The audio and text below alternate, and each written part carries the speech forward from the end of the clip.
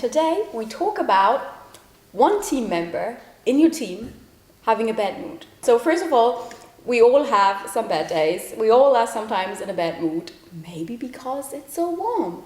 Have you noticed when it's really hot, people get very aggressive? I don't know what that is about temperature, right? Have you noticed this? Yeah, anyways. So the first thing would be to just let it go and just to accept that, yes, we can't be all super duper happy all the time. That's okay. But let's assume this bad mood lasts for quite a while.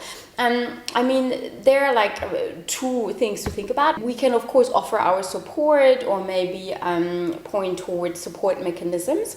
If it's though a professional issue, then definitely we should start by listening. So we can't force people to talk to us, and we never should.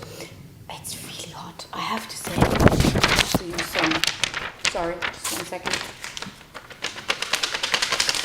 Okay, I'm back. So, what did I say? Not forcing people. You know, the heat also makes your brain go a little slower. Is that true or not? Does the heat? Or is it just my brain? Maybe it's just my brain. Okay, so we can't force people, but we should definitely take the time to listen, and we should definitely take the time to at least ask. So, hey, I noticed that, you know, you've not been in such a great mood lately. Maybe I'm wrong, but just in case, if it's anything to do with what I can, you know, help you with, please let me know.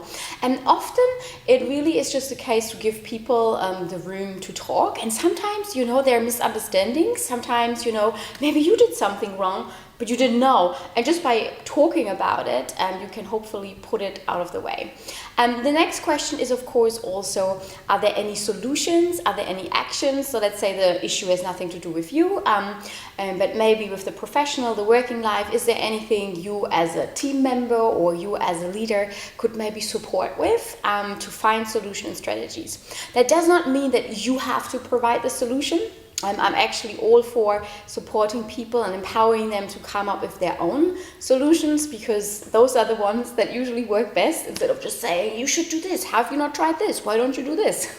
So really supporting, but really I'm taking the moment to listen, ask questions, and just trying to support, to help them to come to a better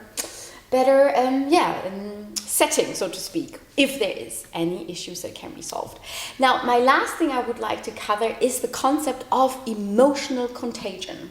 So this is a term coined by, I think, Elaine Hetfield was the first one to kind of like name it. And it means that our emotions are contagious, just as are, for example, the flu.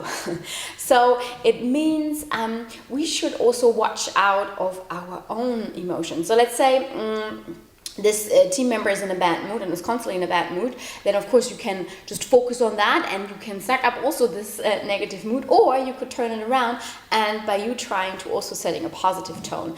Of course we have to be careful here. We don't want to have a clash, and if somebody's really sad and you were like, yoo-hoo, party, that's of course not good, but just being mindful that also your own emotions are influencing others. So this is over our facial expression or our posture, you know, are we like, oh gosh, this is so hot here? Or is it like, yes, it's hot, but we're still gonna do this video because we want to make work like you're walking on clouds. And that's the end of my circle. See you next time.